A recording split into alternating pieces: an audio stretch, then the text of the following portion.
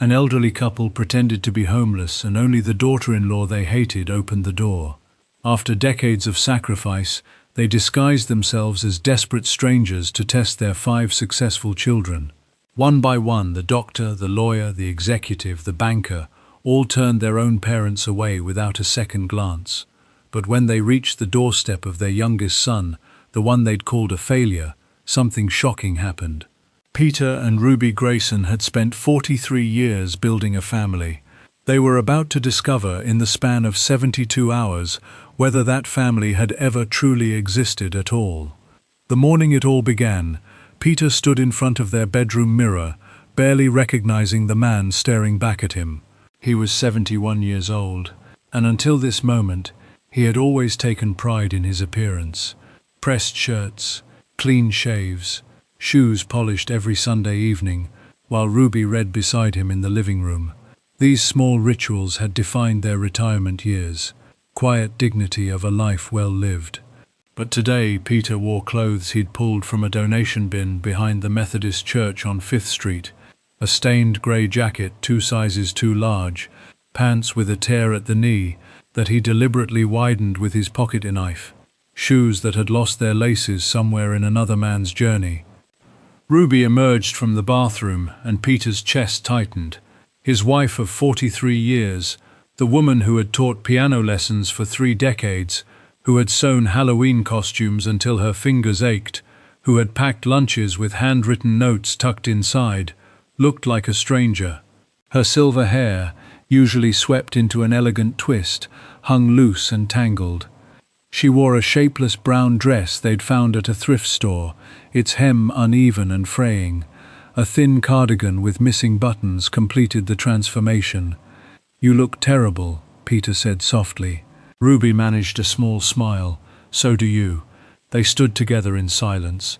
2 people who had raised 5 children, funded 4 college educations, co-signed 3 mortgages, and written more checks than they could count, for graduations and weddings and grandchildren's birthday presents.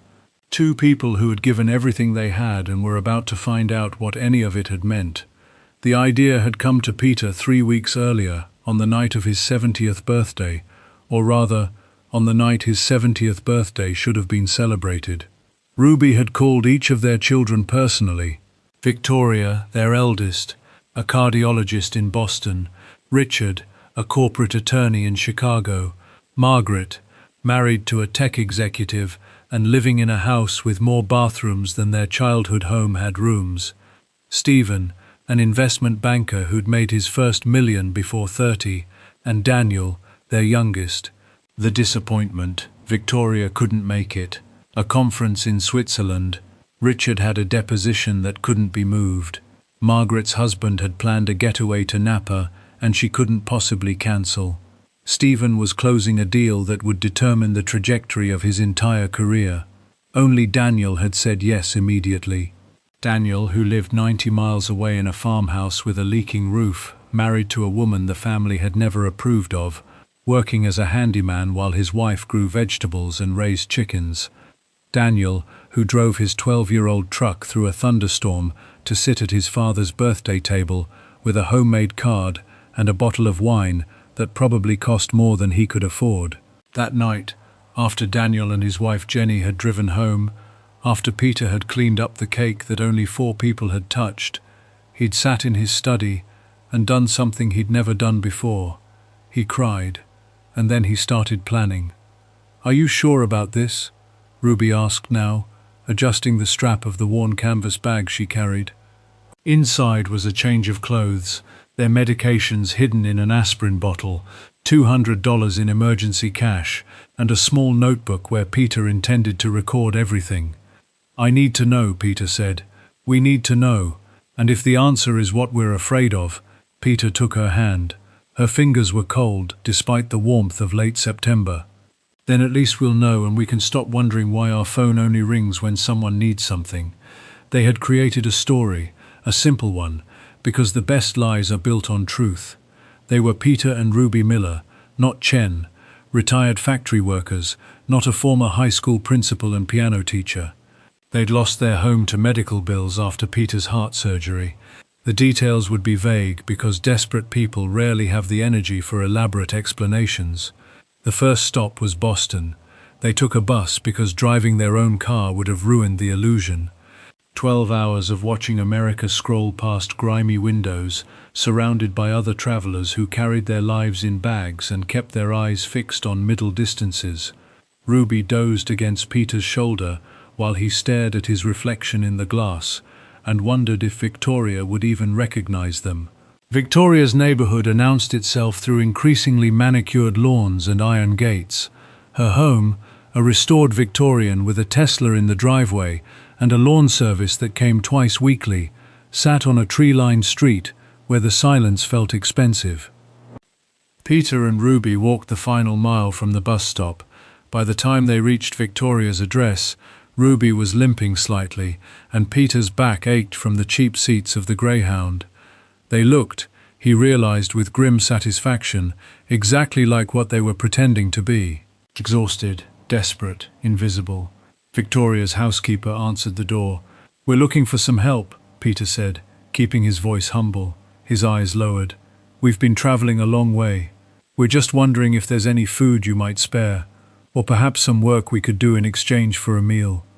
The housekeeper, a middle-aged woman with kind eyes and an accent Peter couldn't place, looked at them with genuine sympathy. "Wait here," she said softly. "Let me ask." They waited on the porch for 7 minutes. Peter counted each one. When the door opened again, it wasn't the housekeeper, it was Victoria. Peter's heart hammered against his ribs, his daughter, his firstborn, the baby whose first steps he'd filmed on a camcorder the size of a small suitcase. The girl who'd made him promise to walk her down the aisle, who'd cried in his arms when she didn't get into her first-choice medical school, who'd called him sobbing when her first patient died on her table. She didn't recognize him. "I'm sorry," Victoria said, her voice carrying the polished tone she'd cultivated for patients' families. "We don't give handouts. There's a shelter about 4 miles from here. They serve dinner at 6. She reached into her pocket and produced a $20 bill, extending it without making eye contact. For bus fare, Ruby made a small sound beside him. Peter squeezed her hand in warning. "Thank you," he said quietly, accepting the money. "God bless you." Victoria was already closing the door. "Rosa, make sure they leave the property before you lock up." The door clicked shut. They stood on the porch for a moment that stretched into eternity. Then Peter guided Ruby down the steps and back to the sidewalk, his hand trembling against her arm. "She didn't know us," Ruby whispered. "No," Peter agreed. "She didn't even look." They found a park bench 3 blocks away and sat in the gathering dusk. Ruby's shoulders shook with silent tears. Peter stared at the $20 bill in his hand, his daughter's price for making homeless people disappear from her doorstep. "We could stop," he offered. "We don't have to do this." Ruby wiped her eyes with the back of her hand. "We've come this far, and I need to know if Victoria if she's all of them." The next morning, they took another bus, this time to Chicago. Richard's building was a steel and glass tower that pierced the skyline like an accusation against the modest neighborhood surrounding it. He lived in the penthouse, which meant security guards and key cards and intercoms that filtered who was worthy of entry. Peter and Ruby didn't even get inside the building. The doorman, a young man with forearms like ham hocks and eyes that had seen every trick in the book, stopped them at the entrance. "Building residents only. We're trying to reach someone on the top floor," Peter said. "Richard Chen. He caught himself. We knew his parents once. We're hoping he might help us." The doorman's expression didn't change. "Mr. Grayson doesn't accept visitors without an appointment. If you'd like to leave a message, I can see it gets to his assistant." Peter thought of his son, Richard, who'd been terrified of thunderstorms until he was 12. Richard, who'd begged for a dog every Christmas until they finally caved and brought home a golden retriever named Scout. Richard, who delivered the eulogy at his grandmother's funeral, with such eloquence that the minister had pulled Peter aside afterward and said, "That boy has a gift." "Could you tell him?" Peter said slowly. that two people who once loved him very much are outside and need help. The doorman's eyebrows rose slightly. Sir, I think you might be confused. You should probably just tell him, please. Whether out of pity or professional duty, the doorman made the call. Peter watched him speak into the phone, watched him glance back at them, watched his expression shift into something like embarrassment. Mr. Grayson says he doesn't know anyone matching your description, the doorman reported. He suggested I direct you to the city's homeless services hotline. He handed over a card pre-printed with a number. There are warming centers that open at 7 if you need somewhere to stay tonight. Ruby's hand found Peter's. Her grip was tight enough to hurt. Thank you, Peter managed. They walked to Millennium Park and sat by the Bean, that massive silver sculpture where Peter had once posed for photographs with all 5 of his children during a family trip. Tourists swirled around them, but no one stopped. No one looked. They had become part of the landscape, just 2 more figures hunched on a bench, irrelevant to the beautiful people taking selfies. 2 down, Ruby said, her voice flat. 3 to go. Margaret lived in Palo Alto, which was too far for buses and beyond their dwindling resources. But fate, or perhaps something else, intervened when Peter spotted a rideshare posting on a community board at the bus station. A young woman named Destiny was driving to San Francisco and needed help with gas money. She was 23, with multicolored braids and a nose ring, and she asked more questions in the first hour than Victoria had asked in the past 5 years. So where are you headed really? Destiny asked, glancing at them in her rearview mirror. And don't say you're just wandering. Nobody your age wanders without a destination. Peter looked at Ruby, then back at the young woman. We're visiting family dressed like that. Ruby surprised him by laughing, a real laugh, the first in days. It's a long story, lady. We've got 600 miles. I've got time. Peter found himself talking, not the full truth, but enough of it. How they'd raised 5 children, how those children had grown successful and distant, how this trip was meant to answer a question that had been eating at them for years. Destiny was quiet for a long time after he finished. Then she said, My grandma raised me after my mum couldn't. Never had much, but she gave me everything that mattered. When she got sick last year, I moved back home for 6 months to take care of her. Lost my job, almost lost my apartment. She shrugged. Worth it though. Some things you don't put a price on. They drove in comfortable silence after that. When Destiny dropped them at a bus stop 30 miles from Palo Alto, she refused to take their gas money. You need it more than I do, she said, and whatever you find at the end of this trip, I hope it's what you're looking for. Peter thought about that as they walked the remaining miles to Margaret's neighborhood. What was he looking for? Proof that his children loved him, confirmation that they didn't, some version of the truth he could live with. He wasn't sure anymore. Margaret's house was somehow worse than Victoria's, not because it was less grand, but because it was so clearly designed to impress. A modern architectural statement that had been featured in a magazine Ruby had seen in a dentist's waiting room, all angles and glass and a pool that probably cost more than Peter's entire annual pension. They rang the doorbell at 3 o'clock in the afternoon. Margaret's husband, Thomas, answered. Peter had never liked Thomas. His 2 white teeth, his firm handshake as performance, his way of making every conversation about his own achievements.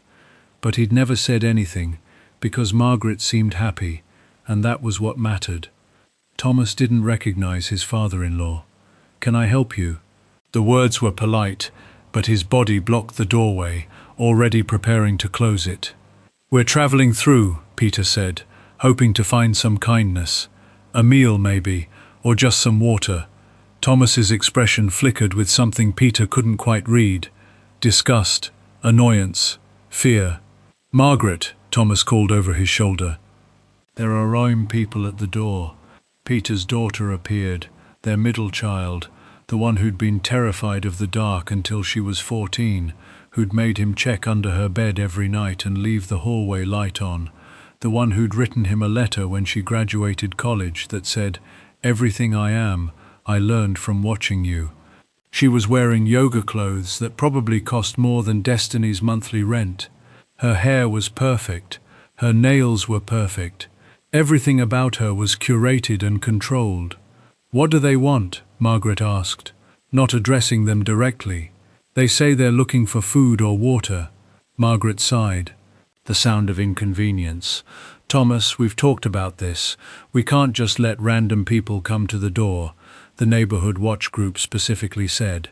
"We're sorry to bother you." Ruby spoke up, her voice carrying steel beneath the weariness. "We'll go." Margaret looked at them, then really looked for perhaps 3 seconds. Long enough for recognition to flicker, if it was going to. It didn't. "Wait," Margaret said. She disappeared and returned a moment later with a reusable shopping bag. Inside were 2 bottles of water and what looked like leftover sandwiches, wrapped in paper towels. "These are from a catering event. They were going to be thrown out anyway." She handed the bag to Ruby, careful not to let their fingers touch. "Thank you," Ruby said. Peter could hear the tears she was fighting. "There's a motel about 2 miles east," Margaret continued. "They might have day rates, and the soup kitchen downtown opens at 5. She smiled, her professional smile, the one she used for charity galas. "Good luck." The door closed. Peter and Ruby walked until they found a bus stop bench, then sat in the California sunshine, eating sandwiches their daughter had almost thrown away. "She didn't know us either," Ruby said. "No," she looked right at me. Peter, her mother, and she saw a stranger. Peter had no words. He put his arm around his wife and held her while she cried, and he thought about the girl who used to run to him whenever she scraped her knee, certain that his kiss could make anything better. They had 2 children left to visit, Stephen in Seattle and Daniel just 90 meters from home.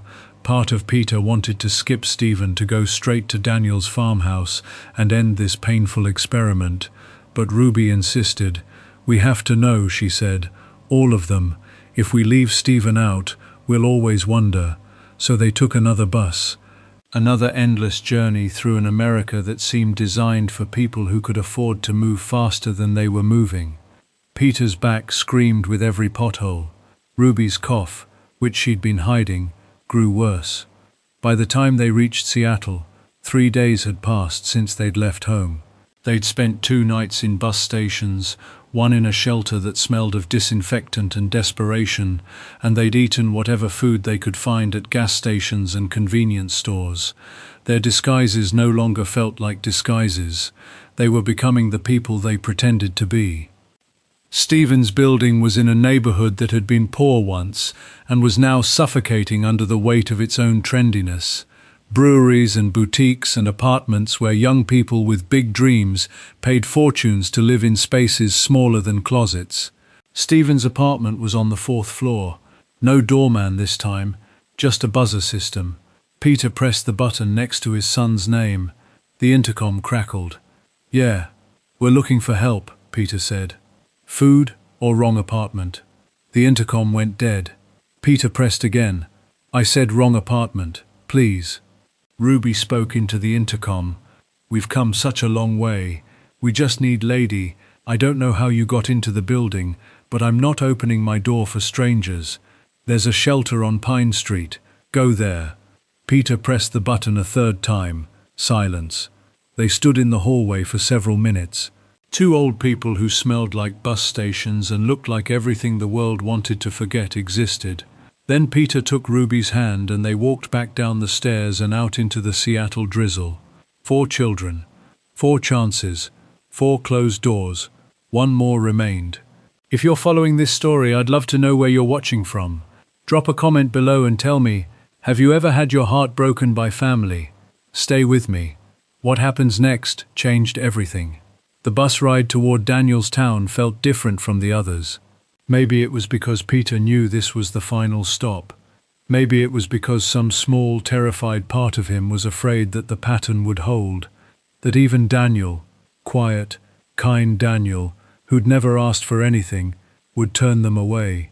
Or maybe, Peter thought, as he watched the countryside scroll past the window, he was afraid of the opposite, afraid of what it would mean if Daniel was the only one who recognized them. the only one who cared. Ruby had fallen asleep against his shoulder, her breathing rough with the cold she was fighting. Peter looked at his wife's face, the lines that 43 years of marriage had etched there, the silver hair that had once been black as night, the hands that had folded 1,000,000 loads of laundry and wiped 1,000 tears. They had given everything to their children, everything except the one thing that might have mattered most, the truth about how easily love could become obligation, how quickly duty could sour into distance. But they were about to learn that truth now, whether they wanted to or not. The bus rolled on toward the farmhouse, toward Jenny's door, toward the answer to the question Peter was no longer sure he wanted to ask. The bus dropped them at a crossroads 7 miles from Daniel's property. There was no shelter here, no taxi stand, no rideshare app that serviced roads this rural, just a faded sign pointing toward town in one direction and farmland in the other, and a sky that couldn't decide whether to rain or simply threaten. Peter helped Ruby down the bus steps, feeling every one of his 71 years in his knees and spine. His wife moved slowly, her cough worse than it had been in Seattle, her face pale beneath the grime of 5 days' travel. "We can rest here," Peter offered, nodding toward a wooden bench beneath a bus shelter that had seen better decades. "Catch our breath before we walk." Ruby shook her head. "If I sit down now, I'm not sure I'll get back up. Let's finish this." They walked. The road was unpaved for the last 3 miles, rutted with dried mud, and bordered by fields that had already been harvested for the season. Corn stubble stood in neat rows, golden in the late afternoon light. Somewhere in the distance a tractor hummed, the sound of honest work, the rhythm of a life, measured in seasons rather than quarterly reports. Peter thought about his children as they walked, not the strangers who had closed doors in their faces, but the children they had been. Victoria, serious even as a toddler, lining up her dolls in perfect rows. Richard, who'd wanted to be a firefighter until he discovered that lawyers made more money. Margaret, dancing in the living room to records she'd borrowed from the library. Stephen, competitive about everything, crying when he lost at Monopoly until he was 15. And Daniel, who'd never quite fit the mold his siblings had cast, who'd preferred books to sports, quiet conversations to networking events, simple pleasures to ambitious achievements. Daniel, who'd dropped out of his business degree after 2 years and announced he was going to figure things out for a while. Daniel, who'd met Jenny at a farmer's market and called home 3 weeks later to say he was getting married. Peter and Ruby had not taken that news well. They'd tried to talk him out of it. Jenny was a nobody, they'd argued. A woman with no college degree, no career prospects, no family connections that could help Daniel advance. She grew vegetables and kept chickens and lived in a house that her grandmother had left her, a house with no air conditioning and a wood-burning stove. She wore second-hand clothes and drove a truck older than she was, and didn't seem to understand that Daniel was meant for more than this. Ruby had refused to attend the wedding. Peter had gone, but his speech had been stiff, formal, the words of a man doing his duty rather than celebrating his son's happiness. He'd left early, claiming a headache, and hadn't visited the farmhouse since. That was 8 years ago. Now, walking down this dirt road and borrowed rags with his wife coughing beside him, Peter wondered if he'd been wrong about everything. The farmhouse appeared as they crested a small hill, a modest 2-story structure with white clapboard siding and a wraparound porch. The paint was peeling in places, and the roof had been patched rather than replaced. But flower boxes hung beneath every window, and the garden stretching behind the house was a riot of organized abundance. Even this late in the season, a tire swing hung from an old oak tree in the front yard. Children's toys were scattered across the grass. A tricycle, a ball, a small wagon filled with what looked like pine cones. Peter's heart seized. Grandchildren. Daniel had grandchildren he'd never met. Ruby had stopped walking. Her face was a mask of emotion, grief, and regret, and something that might have been hope, all tangled together. "I didn't know," she whispered. He never told us. Would we have listened? Ruby didn't answer. She didn't have to. They approached the front gate, a simple wooden thing with a latch that stuck. Peter was still fumbling with it when the front door opened, and a child emerged. A girl, perhaps 4 years old, with wild brown curls and her father's eyes, Daniel's eyes. She was wearing overalls with a smudge of dirt on one knee and carrying a stuffed rabbit that had seen better years. She stopped on the porch and stared at them with the fearless curiosity of the very young. "Are you lost?" she asked. Peter couldn't speak. This was his granddaughter, his blood, and she was looking at him like he was a stranger, because that's exactly what he was. "We're looking for the people who live here," Ruby managed, her voice thick. The girl considered this. "Mummy's inside. She's making soup."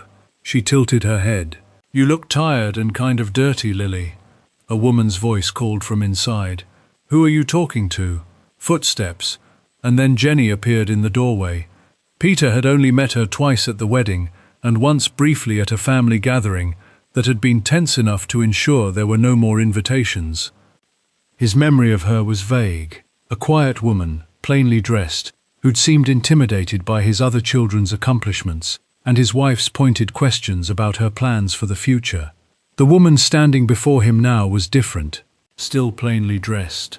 Jeans, a flannel shirt with the sleeves rolled up, an apron dusted with flour, but there was nothing intimidated about her. Her face was weathered by sun and wind, her hands calloused from work, her posture that of someone comfortable in her own skin. She looked at Peter and Ruby standing at her gate, two strangers in filthy clothes with exhaustion carved into their faces, and her expression shifted immediately from curiosity to concern. "Oh my goodness," Jenny said, already moving down the porch steps. "Are you all right? Come in. Come in, Lily. Go tell Daddy we have guests." She unlatched the gate herself and reached for Ruby's arm, supporting her with practiced ease. "When did you last eat?" Jenny asked. "When did you last rest properly? You look like you've been walking for days." Ruby's resolve cracked. Tears spilled down her cheeks. Tears she'd been holding since Boston, since Chicago, since every closed door and averted gaze. "I'm sorry," Ruby whispered. "We don't mean to intrude. We just—" "Hush," Jenny said gently. "You're not intruding. You're exactly where you need to be. Come inside. I've got soup on the stove and bread in the oven, and there's a warm fire in the living room." She guided them up the steps and through the front door, never once asking who they were or where they'd come from, never once hesitating. The inside of the farmhouse was small but immaculate. Worn wooden floors covered with braided rugs, furniture that was old but well maintained, the kind of pieces that had been handed down through generations. Books everywhere, stacked on shelves and end tables and windowsills, children's artwork taped to the refrigerator, a fire crackling in a stone hearth.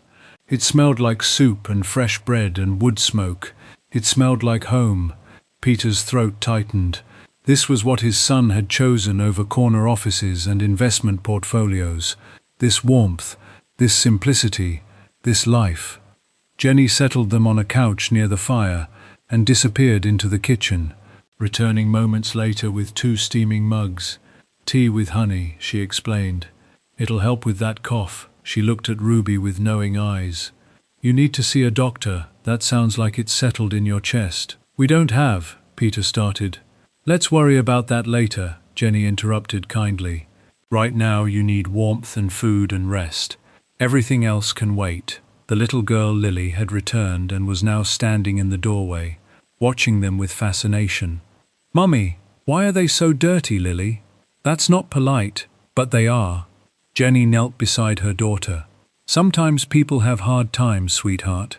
Sometimes they don't have a house to go home to or a bathtub to wash in or clean clothes to wear. When that happens, we help them. We share what we have. Do you understand?" Lily nodded solemnly. "Like when we found the bird with the hurt wing, and we took care of it until it could fly again." "Exactly like that." Lily approached the couch with the determination of a child on a mission.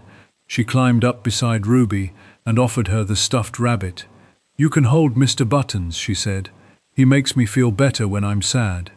Ruby accepted the rabbit with trembling hands. "Thank you, sweetheart. What's your name?" Peter answered before he could stop himself. "I'm Peter. This is my wife, Ruby. Those are nice names. My grandma's name is Ruby too, but Mummy says she lives far away and doesn't visit." The words were innocent, but they landed like blows. Peter saw Ruby flinch, saw her arms tighten around the stuffed rabbit, as if it were the only thing keeping her from falling apart. Jenny had noticed. Her eyes flickered between her daughter and her guests, and something unreadable crossed her face. "Lily, why don't you go help Daddy in the workshop? Tell him dinner will be ready soon, but I want to stay with the visitors. You can see them at dinner. Go on now." The child obeyed reluctantly, casting curious glances over her shoulder as she went. When the door closed behind her, Jenny turned back to Peter and Ruby. For a long moment she simply looked at them. Her gaze was steady, searching, not suspicious but thoughtful. Peter felt certain she was about to ask questions they weren't prepared to answer. Instead, she said, "The bathroom is upstairs, first door on the left. There are clean towels in the cabinet and soap in the dish. Take as long as you need. I'll find some clean clothes that might fit." "We can't," Ruby started. "You can," Jenny said firmly. "And you will. Whatever brought you to my door, whatever you've been through right now, you're my guests. And in this house, we take care of our guests." She helped Ruby up the stairs while Peter sat frozen on the couch, trying to process what was happening. 4 of his children, successful, wealthy, educated, had turned him away without a second thought. This woman, the daughter-in-law they dismissed and avoided for 8 years, had opened her door without hesitation. He heard water running upstairs, heard Jenny's voice, gentle and patient, asking if Ruby needed help, heard his wife's quiet sobs and Jenny's soothing responses. Peter put his face in his hands. What had they done? What had they become that they'd written off this woman, this kind, generous woman, simply because she didn't fit their image of Ukes? Footsteps on the stairs drew his attention. Jenny descended alone, moving directly to the kitchen where she began ladling soup into bowls. "Your wife is resting in the bath," she said without looking up. She was more exhausted than she wanted to admit. "The cough worries me. We should have the doctor look at her tomorrow if it hasn't improved." "You don't have to do this," Peter said. "You don't know us." "You don't owe us anything." Jenny paused, ladle in hand. When she turned to face him, her expression was calm but direct. "Mr. Peter," she said, "I don't help people because I know them or because they've earned it. I help people because they need it. That's how I was raised. That's how I'm raising my children, and that's the only way I know how to live." She returned to her task, slicing bread with efficient movements. "My grandmother used to say that every stranger is just a friend you haven't met yet. Maybe that sounds naive to some people. Maybe it's foolish to open your door to anyone who knocks. But I'd rather be foolish and kind than smart and cruel." Peter thought of Victoria's $20 bill, of Richard's security guard, of Margaret's catering leftovers, of Stephen's refusal to even open his door. "Your grandmother sounds like a wise woman," he said quietly. She was. She also said that you can tell a lot about a person by how they treat someone who can do nothing for them. Jenny set a bowl of soup on the table. "Come eat. You need your strength." The soup was simple. Vegetables from the garden, herbs from the windowsill, broth made from scratch. But it was the best thing Peter had tasted in days. Maybe the best thing he'd tasted in years. Each spoonful warmed him from the inside out, thawing something that had been frozen for so long he'd forgotten it was cold. The front door opened, and Daniel walked in. Peter's breath caught. His son had changed in 8 years, filled out, grown into himself, acquired the weathered look of a man who worked with his hands, but his eyes were the same, kind, earnest, worried right now as they took in the stranger at his table. "Jenny," Lily said, "we had guests. This is Peter and Ruby," Jenny said smoothly. They were traveling and needed somewhere to rest. They'll be staying with us for a bit. Daniel looked at Peter, looked hard. The way you look at something you can't quite place. Peter's heart hammered. This was it. Daniel would recognize them, would see through the disguise, would know. "Nice to meet you," Daniel said, extending his hand. "I'm Daniel. Welcome to our home." He didn't know. His own son didn't recognize him. Peter shook Daniel's hand, feeling the calluses, the strength, the warmth of a grip that was firm, but not competitive, not trying to prove anything, just honest. "Thank you," Peter managed, "for your hospitality. Jenny's the hospitable one. I just live here." Daniel smiled, a genuine smile. Nothing like the professional masks his siblings wore. "Is that Mum's vegetable soup? I've been dreaming about it all day." "Sit down and eat," Jenny said. "You've been working since dawn." The family gathered around the table. Daniel, Jenny, Lily, and a boy of perhaps 2, who'd been napping and was now rubbing his eyes in a high chair. The children chattered about their day, while Daniel listened with patience, and Jenny moved between them all, filling plates, wiping faces, keeping order with effortless grace. Ruby joined them halfway through the meal, wearing borrowed clothes that hung loose on her frame, her hair damp from the bath, but her face clean for the first time in days. She moved slowly, carefully, but there was color in her cheeks that hadn't been there before. Jenny immediately rose to help her to the table. Daniel pulled out a chair. Lily began describing in extensive detail the bug she'd found in the garden that morning. "Sit here, Miss Ruby," Lily instructed. "Next to me. I'll share my bread with you because you look like you need extra." "Thank you, sweetheart." Ruby's voice was thick with emotion. "That's very kind.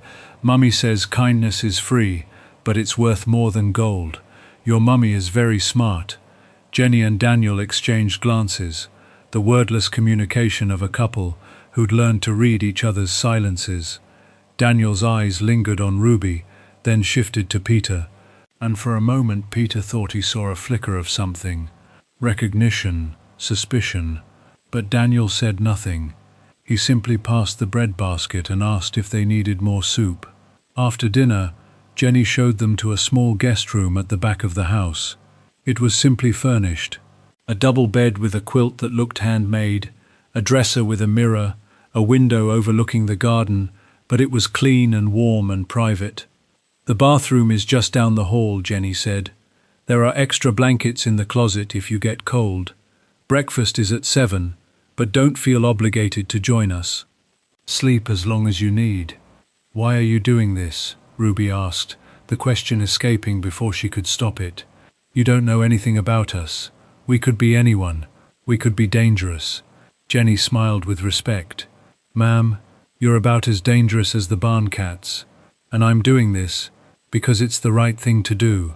Because my grandmother took in strangers when she was alive, and my mother did the same. And I believe that kindness is the rent we pay for our place on this earth." She paused at the door. "Also," she added quietly, "because I know what it feels like to be judged unworthy. To have people look at you and decide before they know anything about you that you're not good enough. I wouldn't wish that feeling on anyone. So in this house, everyone is worthy. Everyone is welcome. No exceptions." She closed the door softly behind her. Peter and Ruby stood in the center of the small room, surrounded by evidence of a life they'd dismissed and a kindness they hadn't earned. "She knows," Ruby whispered. "She has to know." "No," Peter shook his head. "She doesn't. She's just like this. This is who she is." Ruby sank onto the bed, her face crumpling. "We were so wrong about her, Peter, so terribly, unforgivably wrong. We looked at her and saw everything she didn't have. The degree, the career, the connections. We never saw who she actually was." Peter sat beside his wife and took her hand. "We were wrong about a lot of things," he said. "About her, about Daniel, about what matters. Our other children." Ruby couldn't finish the sentence. "I know, they didn't even look at us, their own parents, and they couldn't be bothered to look. I know, but Jenny, a woman we've ignored and dismissed for 8 years. She looked, she saw, she opened her door. Peter thought about the test they'd designed. The experiment meant to reveal his children's true characters. He'd expected to learn something painful. He hadn't expected to learn something about himself. "What do we do now?" Ruby asked. Peter didn't have an answer. He just held his wife's hand and listened to the sounds of the farmhouse settling around them. The creak of old wood, the distant murmur of Daniel and Jenny putting the children to bed, the wind rustling through trees outside their window. They had come looking for truth. They had found it, but the truth was more complicated than they had imagined, and the path forward was unclear. For now they were warm, they were fed, they were safe. And for the first time in longer than Peter could remember, they were exactly where they were supposed to be. The days at the farmhouse folded into one another like pages in a well-loved book. Peter woke each morning to sounds he hadn't heard in decades. A rooster announcing the dawn, children's laughter drifting up from the kitchen, the rhythmic creak of someone working a hand pump at the well. These were the sounds of a life lived close to the earth, a life measured in seasons and sunrises rather than stock prices and quarterly reports. On their third morning, Peter came downstairs to find Jenny already at the stove, the children eating oatmeal at the table, and Ruby, his Ruby, who hadn't cooked a meal in their own kitchen in 5 years, standing beside Jenny, learning how to make biscuits from scratch. "You have to work the dough gently," Jenny was explaining, her flour-dusted hands demonstrating the technique. "Too much handling, and they'll come out tough. My grandmother used to say, biscuits are like relationships. They need a light touch and plenty of warmth." Ruby laughed. Actually laughed. Peter couldn't remember the last time he'd heard that sound. "Your grandmother had a saying for everything, didn't she?" Ruby asked. "She did. Drove my mother crazy sometimes, but she was usually right." Jenny glanced up and saw Peter in the doorway. "Good morning, Mr. Peter. Coffee's on the counter. Daniel's already out checking the fences, but he'll be back for breakfast." Peter poured himself a cup and settled into a chair at the table. Lily immediately scooted her chair closer to him. "Mr. Peter, do you know any stories?" she asked. "Daddy tells the best stories, but he's working. Maybe you know some too." Peter's throat tightened. He'd told stories once. Bedtime stories, mostly to 5 children who'd gathered around him like he was the most important person in the world. When had he stopped? When had the stories given way to lectures about grades and careers and making something of yourself? "I might know a few," he said carefully. "Tell me one about a princess." "Lily, let Mr. Peter eat his breakfast first," Jenny said, sliding a plate of eggs in front of him. "It's all right," Peter found himself smiling. "I think I can manage a story and breakfast at the same time." He told Lily about a princess who lived in a tall tower, not because she was trapped, but because she loved watching the stars. The princess had everything she could want, gold and jewels and beautiful dresses, but she was lonely because everyone who visited only wanted things from her. Then one day, a simple farmer came to the tower, not to ask for anything, but to share his lunch, because he thought she looked hungry. "Did the princess marry the farmer?" Lily asked, her eyes wide. "She did, and they lived in a little cottage with a garden and chickens, and the princess discovered that she'd never really been rich until she learned how to be happy." Lily considered this. "That's a good story, but I think it needs a dragon." "Every story needs a dragon," Peter agreed. "Maybe next time." Ruby caught his eye across the kitchen, her expression soft with something that might have been wonder. They'd lived in the same house for 4 decades. But Peter felt like he was seeing his wife clearly for the first time in years, seeing the woman she'd been before success and status had calcified around them like armor. After breakfast, Jenny put Peter to work. "We don't have guests here often," she explained, handing him a basket and a pair of garden shears. "But when we do, everyone contributes what they can. Think you can handle harvesting some tomatoes?" Peter looked at his hands. Soft hands. Hands that hadn't done physical labor in years. "I can try." The garden was Jenny's kingdom. Rows of vegetables stretched in neat lines, each plant labeled with hand-painted markers.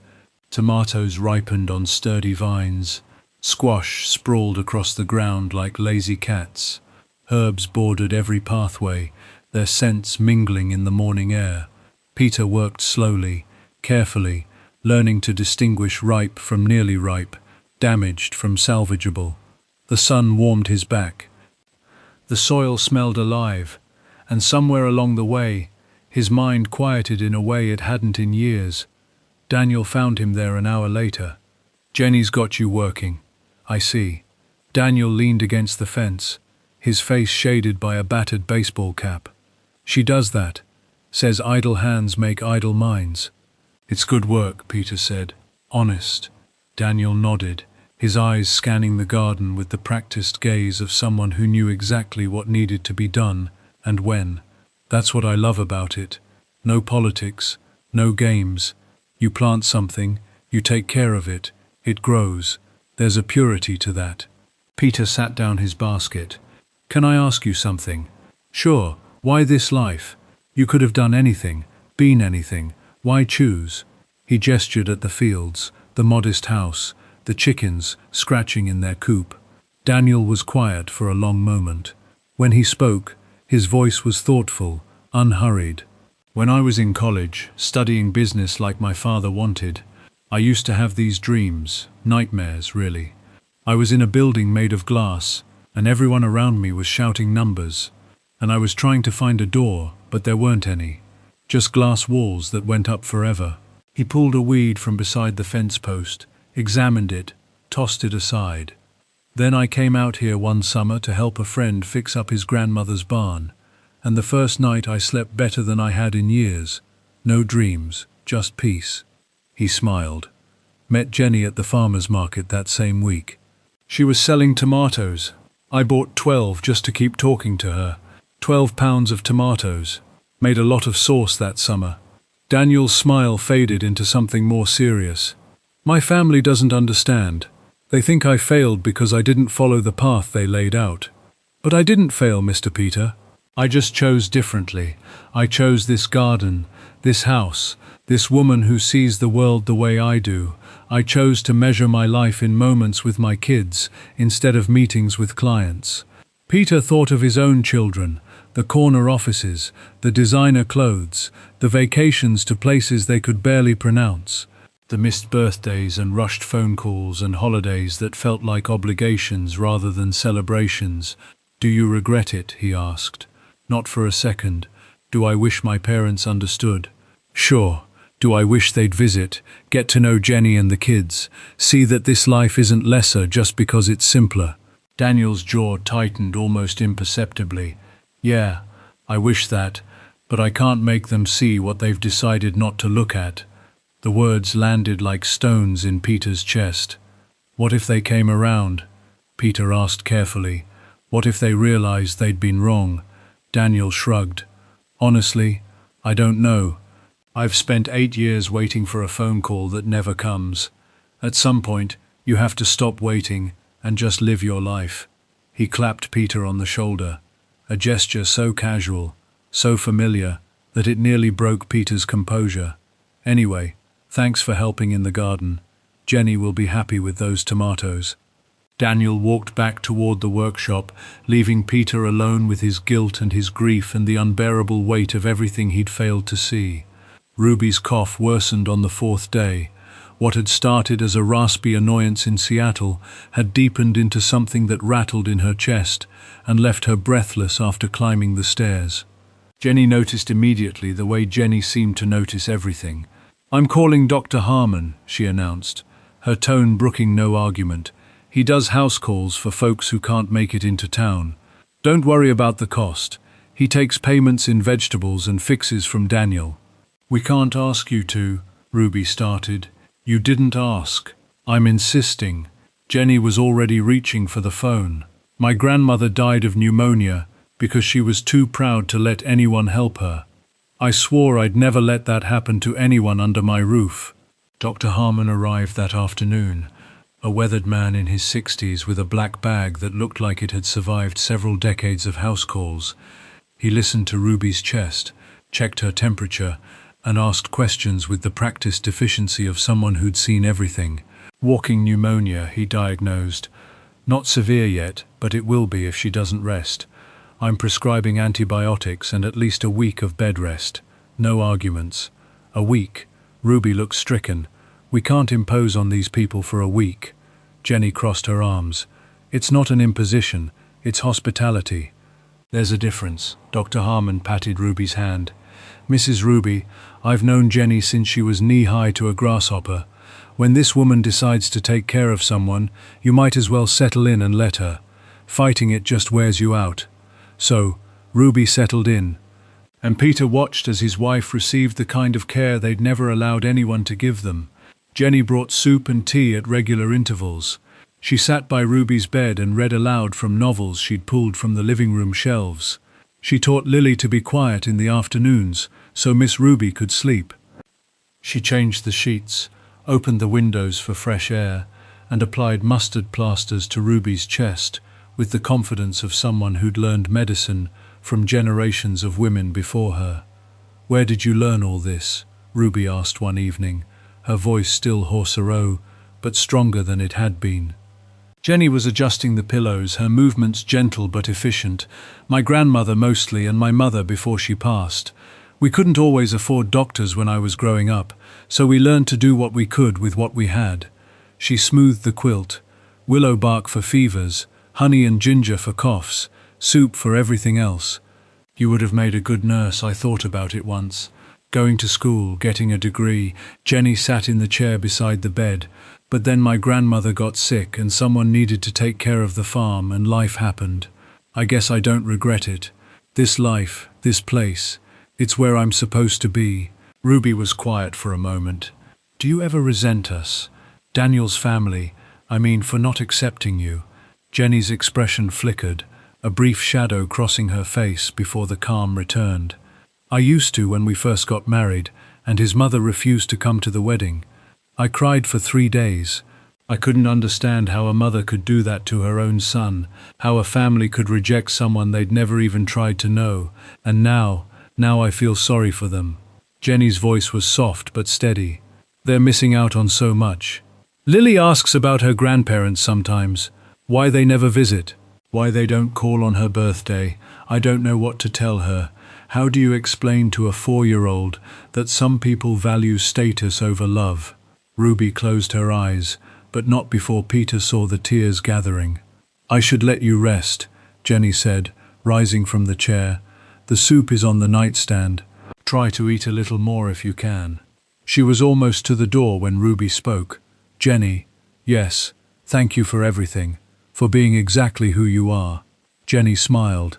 "That's the easiest thing in the world, Mrs. Ruby, being who you are. The hard part is when other people won't let you." She closed the door gently behind her. Peter, who had been standing in the hallway listening, pressed his back against the wall and tried to remember how to breathe. On the 6th day, Peter made a decision. Ruby was finally improving, eating full meals, taking short walks around the house, laughing with Lily over picture books. The antibiotics were working, and color had returned to her cheeks, but they couldn't stay forever, hidden behind fake names and borrowed clothes, accepting kindness they weren't sure they deserved. "We have to tell them," Peter said that night after Jenny and Daniel had gone to bed. Ruby nodded slowly. "I know. I've known for days. I'm afraid of what? That they'll hate us. That Jenny will realize she's been taking care of the people who rejected her, and it'll ruin everything. That we'll lose this." She gestured at the small room, the warm bed, the sounds of a peaceful house settling around them. "We'll lose whatever this is." Peter took her hand. "We might, but we can't keep lying to them. They deserve better than that. Jenny deserves better. And Daniel."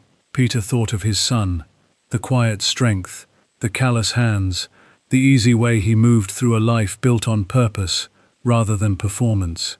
Daniel deserves to know that his father finally sees him, really sees him, even if it's too late. They agreed to tell them the next morning at breakfast when the whole family would be together, but fate had other plans. The storm rolled in around midnight, the kind of sudden, violent weather that transforms the world in minutes. Lightning cracked the sky open, and rain came down like a judgment, flooding the fields and turning the dirt road to mud. Peter woke to shouting, "The barn! The new lambs are in the barn!" He was out of bed and down the stairs before he fully understood what was happening. Daniel was pulling on boots by the door, his face grim. Jenny was already outside, her coat soaked through, running toward the barn where orange light flickered in ways that had nothing to do with lightning. Fire. The barn was on fire. Peter ran after them, his old legs protesting, his heart pounding with terror and adrenaline. The barn was fully engulfed on one side, flames licking up wooden walls despite the rain. Inside, animals scream. Sheep, chickens, the old mare that Lily loved to feed carrots to. Daniel was already inside, emerging seconds later with a lamb under each arm, his face blackened with smoke. There are more. The back stalls. Jenny grabbed the lambs and deposited them in the safety of the yard, then turned back toward the inferno. The feed storage, if that catches, Peter didn't think. He just moved. Later, he wouldn't remember the details clearly, the heat searing his lungs, the smoke stinging his eyes, the sound of timbers groaning overhead. He remembered finding the mare's stall, remembered fumbling with a latch that wouldn't cooperate, remembered the animal's wild eyes and his own voice, calm somehow, talking her through the doorway and into the rain. He remembered Daniel's shout, "The roof! Get out!" And then the world collapsed around him. Peter woke in a hospital bed, his head pounding, and his left arm immobilized in a cast. Ruby was beside him, her face strained with tears. Daniel stood at the foot of the bed. Jenny sat in a chair by the window, Lily asleep in her lap. "The barn?" Peter asked, his voice a rasp. "Gone." Daniel's voice was tight. "But we got all the animals out, thanks to you," Peter blinked. "I didn't. You saved the mare. You went back for her when the roof was already coming down. If you hadn't gotten her out when you did," Daniel shook his head, "you could have been killed. You almost were." Ruby's hand found his uninjured one and gripped it hard. A beam fell. Daniel pulled you out. Peter looked at his son, really looked, seeing the burns on his hands, the singed hair, the exhaustion carved into every line of his face. This man had run into a burning building to save his father, a father who hadn't even claimed him. "Daniel." The name came out broken. "Daniel, I need to tell you something. It can wait. You need to rest. It can't wait. It's waited too long already."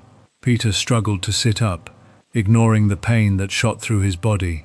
Ruby helped him, her hands trembling but steady. "There's something you need to know about who we are." Daniel's expression shifted, confusion, concern, the first flicker of something that might have been suspicion. "Peter," Jenny started, "that's not my real name." Peter met his son's eyes, willing him to understand. "My name is Peter Grayson, and this is my wife Ruby, your mother." The silence that followed was absolute. Even the hospital machinery seemed to hold its breath. Daniel's face went through a cascade of emotions: disbelief, shock, anger, and something that looked heartbreakingly like hope before settling into a mask of careful blankness. "What?" His voice was barely a whisper. "We came to test our children." Ruby's voice broke on the words. "We disguised ourselves as homeless strangers to see who would help us, to see who remembered what we taught them about kindness. Victoria turned us away." Peter forced himself to continue, though each word felt like a confession dragged from his chest. "Richard, Margaret, Stephen, 4 of your siblings, and none of them recognized us. None of them even tried. But you did." Ruby was crying now, making no effort to hide it. "You and Jenny, you opened your door. You fed us. You took care of us. You treated 2 strangers with more love than our own children." She couldn't continue. Daniel hadn't moved. His stillness was terrifying. "You lied to us." His voice was flat, dangerous. "You came into our home. You ate at our table. You let Jenny take care of you for a week. And the whole time we were wrong." Peter's voice cracked. "We were wrong about everything.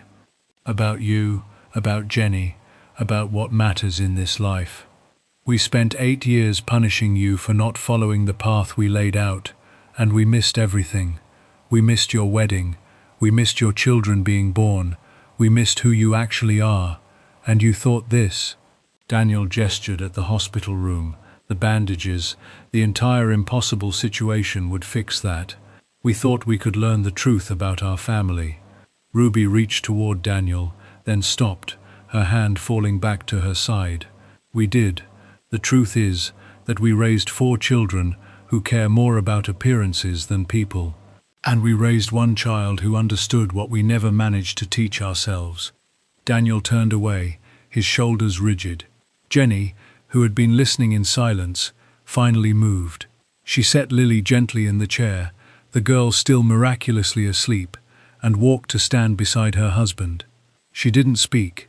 She just placed her hand on his arm and waited. Minutes passed. Peter watched his son's back, remembering all the times he'd turned away from Daniel, dismissed his choices, refused to see the man he'd become.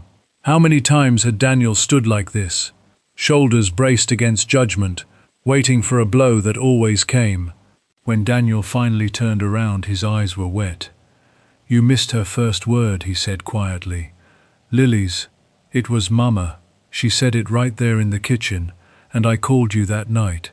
I called to share it with you, and you said," his voice wavered, "you said you were busy, that you'd call back." "You never did." Ruby made a sound like something breaking. "You missed Noah's birth, your grandson.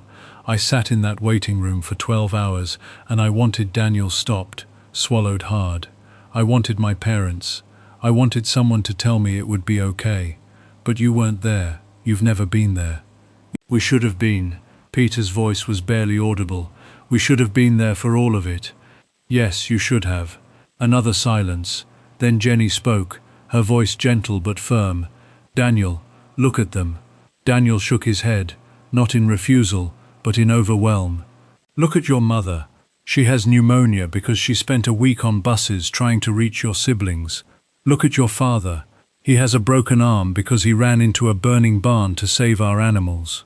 Jenny squeezed her husband's arm. "They made mistakes, terrible ones, but they're here now, and they almost died trying to find their way back to you. That doesn't erase 8 years. No, it doesn't."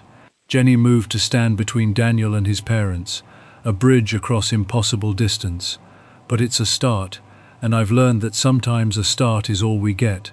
We can waste it, or we can build on it." She looked at Peter, then at Ruby, a long measuring look that seemed to see straight through to their souls. "I knew," she said simply. Peter's heart stopped. "What?" "I knew who you were. Not right away. The first night, I genuinely didn't recognize you, but by the second day, I'd figured it out." The way Ruby looked at Lily, the way Peter told that story about the princess, little things that didn't add up until they did. "Why didn't you say anything?" Ruby whispered. Jenny's smile was sad and kind all at once. "Because I wanted you to see. I wanted you to spend time in our home with our children, living our life. I wanted you to understand that what we have here isn't less than what your other children have. It's more. It's everything that matters." She took a breath. "And I wanted to give you the chance to tell the truth yourselves. To choose honesty when you could have kept hiding. That matters too." The room fell silent again, but it was a different kind of silence now. Not the silence of shock or anger, but the silence of things shifting, rearranging, finding new positions after an earthquake. Daniel wiped his eyes with the back of his hand. He looked at Jenny, something unspoken passing between them. Then he looked at his parents, really looked the way Peter had looked at him in the garden. "I don't know how to do this," Daniel said finally. "I don't know how to go from 8 years of silence to whatever this is supposed to be." "Neither do we," Peter admitted, "but we'd like to try if you'll let us." Daniel was quiet for a long moment. When he spoke, his voice was rough, but real. "There's a lot to work through, a lot of hurt that doesn't just disappear. We know. I'm not going to pretend everything is fine. I'm not going to act like this is some fairy tale where the ending makes up for the story. We wouldn't ask you to." Daniel looked at Jenny again. She gave an almost imperceptible nod. But Daniel said slowly, "The barn needs rebuilding. I could use an extra pair of hands when that arm heals." He paused. "If you're willing to stick around long enough to use them." Peter felt something crack open in his chest, something that had been sealed shut for years. "I'd like that. And Lily," Jenny added softly, "has been asking why Mr. Peter and Miss Ruby have the same names as her grandparents." A ghost of a smile crossed her face. "I think it might be time to explain." Ruby laughed through her tears. "She's going to have so many questions. She always does." Daniel's voice was still guarded, but beneath the caution, Peter heard something he hadn't heard in years.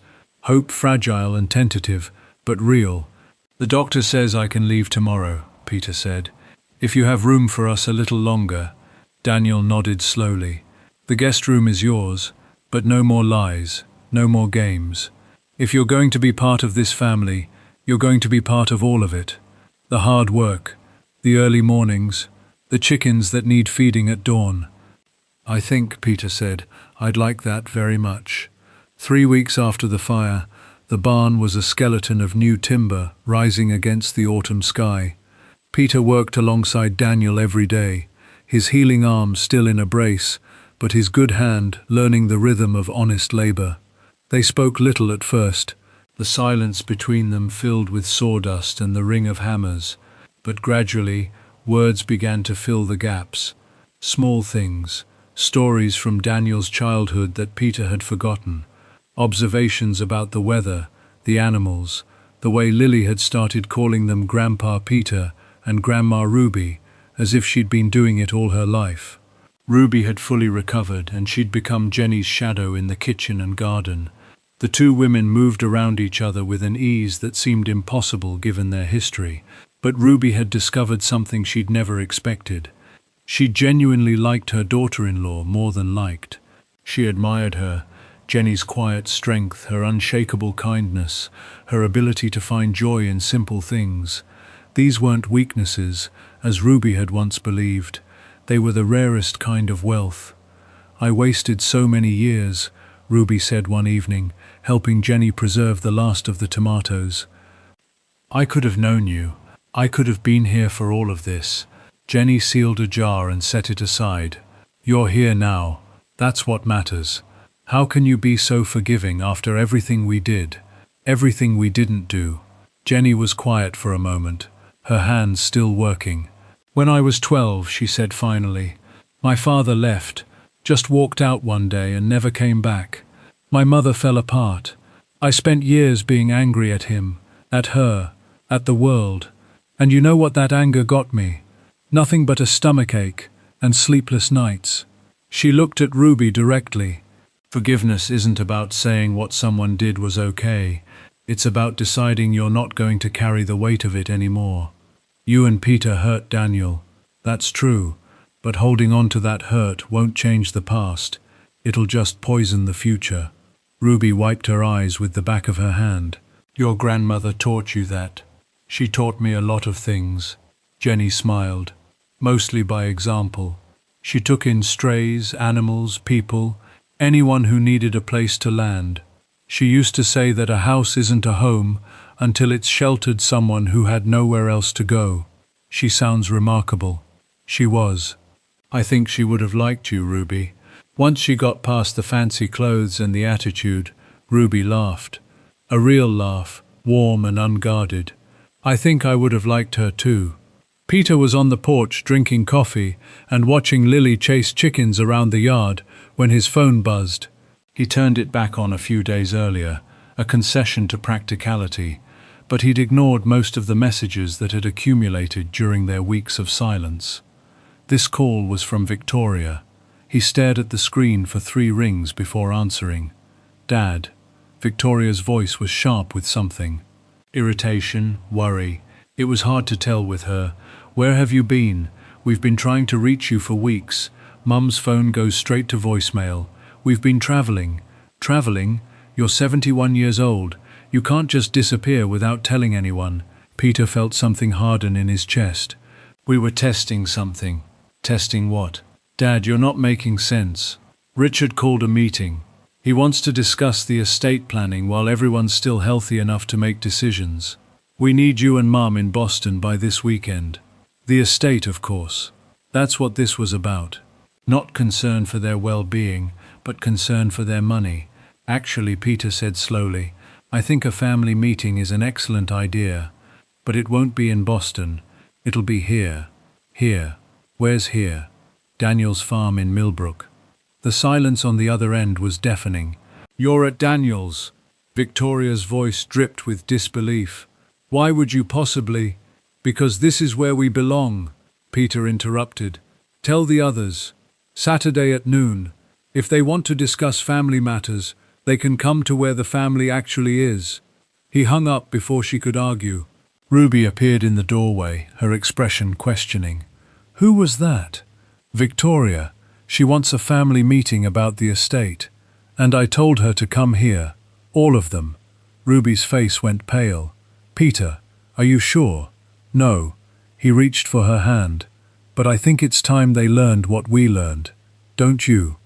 Saturday dawned crisp and golden, the kind of autumn day that made the world look like it was holding its breath. Jenny had been cooking since Thursday, not to impress, she insisted, but because feeding people was how she showed love. The kitchen smelled of roasting chicken, fresh bread and apple pie. You don't have to do all this, Ruby told her, helping arrange plates on the long farmhouse table. They don't deserve it. Maybe not. Jenny slid a tray of biscuits into the oven. But I'm not doing it for them. I'm doing it for Daniel. Whatever happens today, he's going to face his siblings with his head high, and that means showing them exactly what they've been too blind to see. Daniel was in the barn, the nearly finished barn, organizing tools and staying busy. Peter found him there, silently counting nails he'd already counted twice. You don't have to stay for this, Peter said. If it's too much, I'm not hiding from them anymore. Daniel's jaw was set. I've spent 8 years being the family disappointment. Today, they're going to learn the truth about who disappointed who. Peter nodded. I'm proud of you. I should have said that years ago. I should have said it every day. Daniel's hand stilled. Dad, you built something real here. A life, a family, a home that actually feels like one. I was so busy measuring success in dollars and degrees that I missed what was right in front of me. My best child was the one I understood least. For a moment, Daniel didn't move. Then he sat down the nails and embraced his father, a real embrace, the kind they hadn't shared in decades. Peter felt his son's shoulders shake slightly, felt his own tears fall into the sawdust at their feet. I'm sorry, Peter whispered.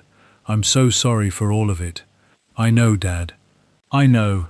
They arrived in a convoy of luxury vehicles that looked absurdly out of place on the dirt road. Victoria first, her Mercedes gleaming despite the dust. Then Richard in his BMW, Margaret and Thomas in their Range Rover, and Stephen in a Tesla that probably cost more than Daniel's entire property. Peter watched them emerge one by one, their expensive shoes sinking into the honest earth of the farmyard. They looked around with expressions ranging from confusion to barely concealed contempt. What is this place? Margaret muttered, brushing imaginary dirt from her designer jacket. This is your brother's home, Ruby said, stepping onto the porch, and you're welcome in it. The siblings exchanged glances, the kind of silent communication families develop over decades, equal parts history and judgment. Victoria was the first to approach. Mum, you look... She paused, searching for words.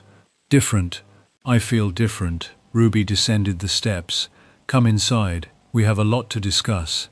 The farmhouse kitchen wasn't designed for 9 adults and 2 children, but somehow everyone fit. Jenny had set up folding chairs and extended the table with boards across sawhorses, creating a surface big enough for the whole family. The food covered every inch: roasted chicken, fresh vegetables, homemade bread, 3 kinds of pie. "Did you cook all this?" Richard asked Jenny, his tone suggesting he'd expected catering. "I did." Jenny began serving her movements calm and practiced. "With Ruby's help, Mum cooks now." Stephen laughed. "But there was an edge to it." "Since when?" "Since I learned there's more to life than restaurants and personal chefs."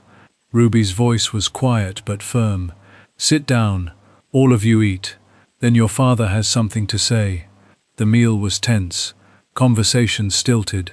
The siblings asked polite questions about the farm, the children, Daniel's little handyman business. Their words wrapped in condescension they probably didn't even recognize. Lily, oblivious to the tension, chattered about her chickens and her new baby brother, and how Grandpa Peter had been helping rebuild the barn. "Grandpa Peter?" Victoria's eyebrows rose.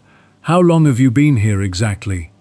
"Long enough," Peter set down his fork. "Long enough to learn some things I should have understood decades ago." He looked around the table at his children, these successful, polished strangers who bore his name, but seemed to have forgotten everything he thought he'd taught them. "3 weeks ago, your mother and I conducted an experiment. We disguised ourselves as homeless travelers and visited each of your homes, asking for help. The silence was immediate and absolute. Victoria," Peter met his eldest daughter's eyes, "you gave us $20 and directions to a shelter. You didn't look at us long enough to recognize your own parents." Victoria's face went pale. "That was I didn't, Richard." Peter turned to his eldest son. "You wouldn't even let us into your building, your dorm, and called to ask if you knew us, and you said no." Richard's jaw tightened. "Dad, that's Margaret." Peter's voice grew heavier.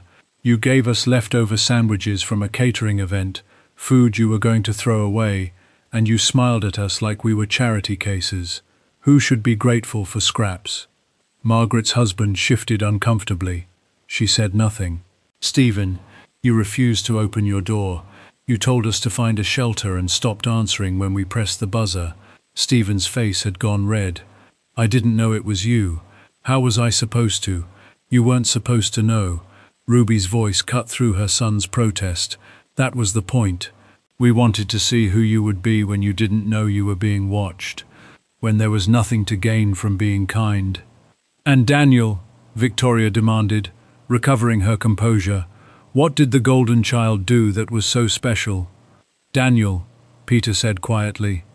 "And Jenny, a woman we ignored for 8 years, a woman we refused to accept into this family, opened their door to 2 dirty strangers without hesitation.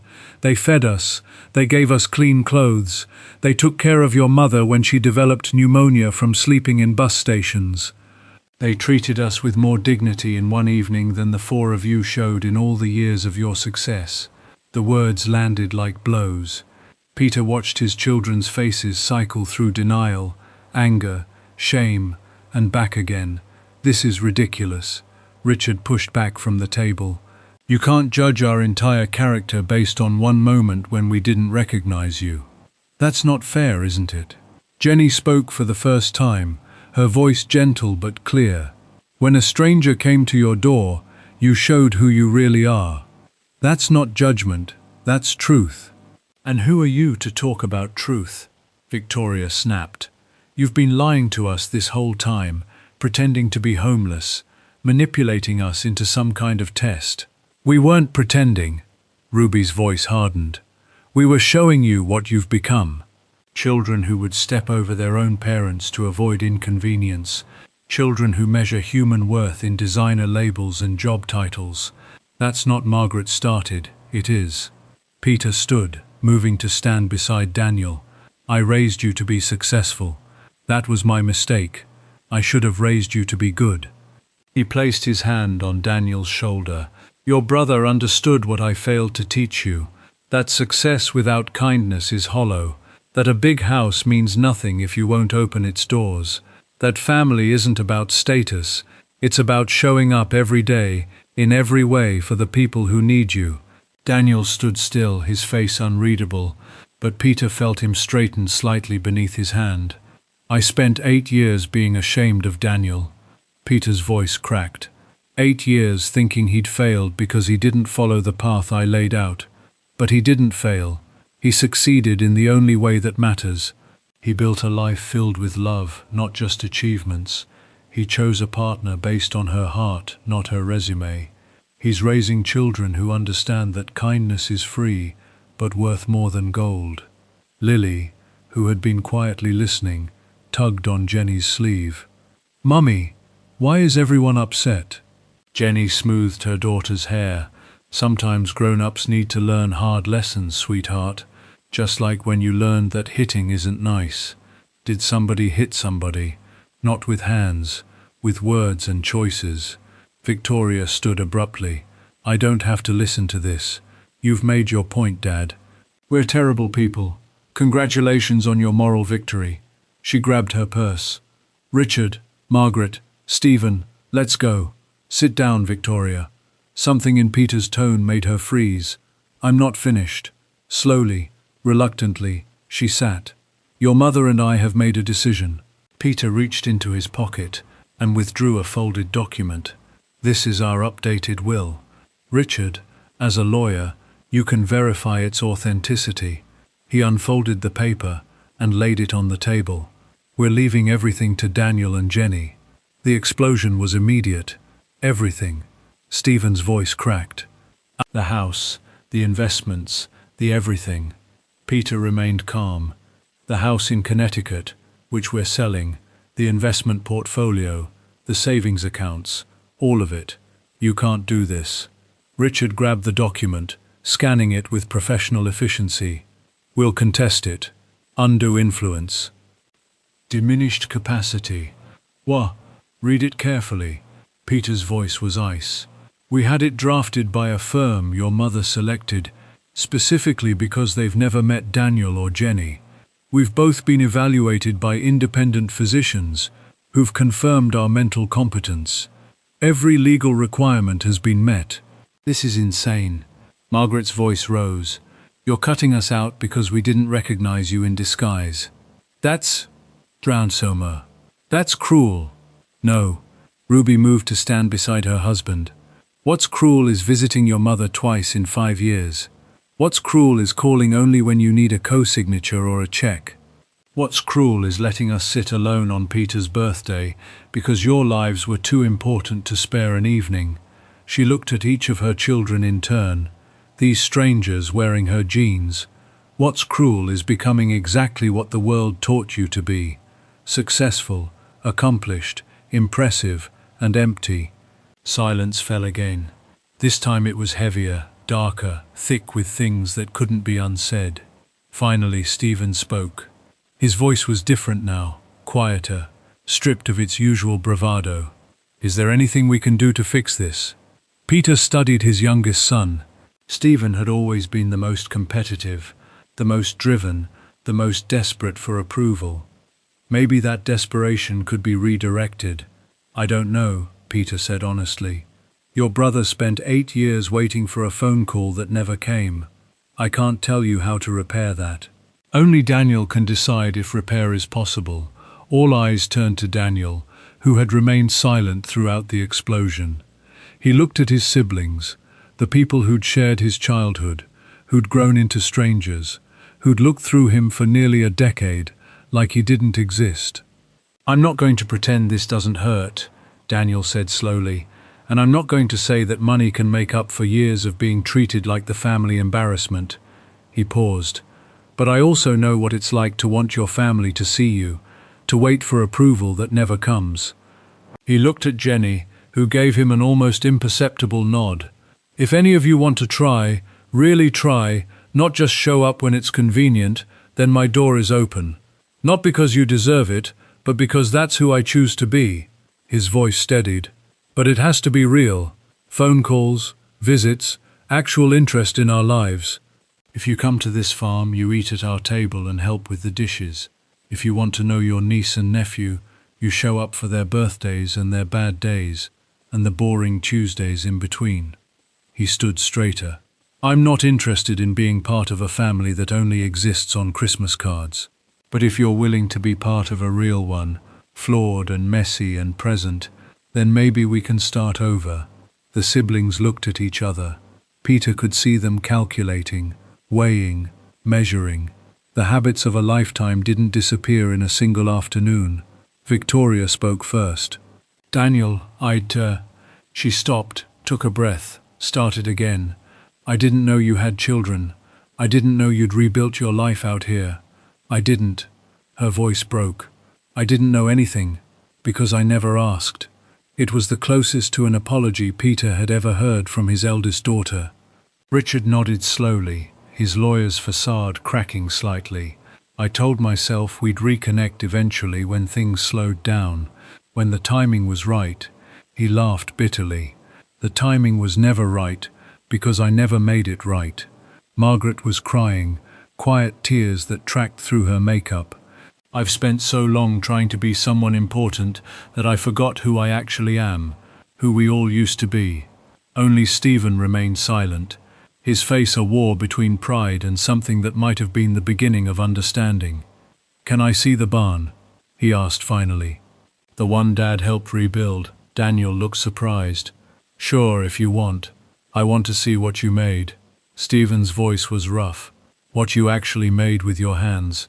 I've never built anything that would still be standing." After I left the room, the brothers walked out together, an unlikely pair. The investment banker in his designer shoes and the farmer in his work boots. Peter watched them go, something loosening in his chest. "This doesn't fix everything." Victoria's voice was closer now. She'd moved to stand beside her father. "You know that, right? One conversation, one afternoon. It doesn't undo years." "No." Peter turned to face her. "But it's a start, and sometimes a start is all we get." The siblings stayed until evening, not all of them. Richard had to catch a flight, and Margaret and Thomas left shortly after, promising to call, to visit, to do better. Whether they would remain to be seen. But Victoria stayed. She sat on the porch with Ruby, talking in low voices about things Peter couldn't hear, but could guess. And Stephen stayed too, helping Daniel in the barn, asking questions about farming and animals, and what it felt like to work with your hands instead of spreadsheets. When the sun began to set, painting the sky in shades of orange and pink, Jenny called everyone inside for pie. They gathered around the kitchen table, smaller now, more intimate, and for a few minutes they were just a family sharing dessert. Lily had fallen asleep in Peter's lap, her weight warm and trusting against his chest. He looked down at her peaceful face, his granddaughter, this miracle he'd almost missed, and felt something settle into place inside him. "We're not going back to Connecticut," he announced quietly. Ruby looked at him. "I know. The real estate agent called yesterday. We accepted an offer on the house." Daniel's eyes widened. "Dad, that place is barely standing." "I know," Peter smiled. "I'm hoping you'll teach me how to rebuild it." For a long moment, Daniel said nothing. Then his face broke into a grin, the same grin he'd had as a boy, before the weight of disapproval had taught him to hide it. "Yeah," he said.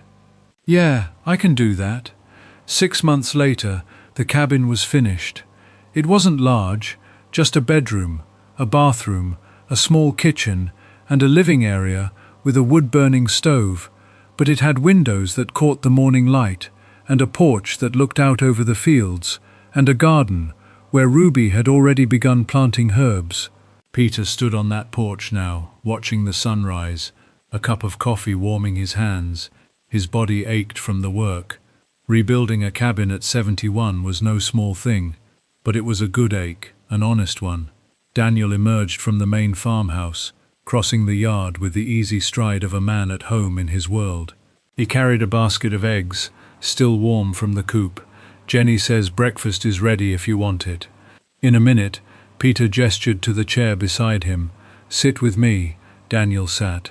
They watched the sun climb higher, turning the frost on the fields to diamonds.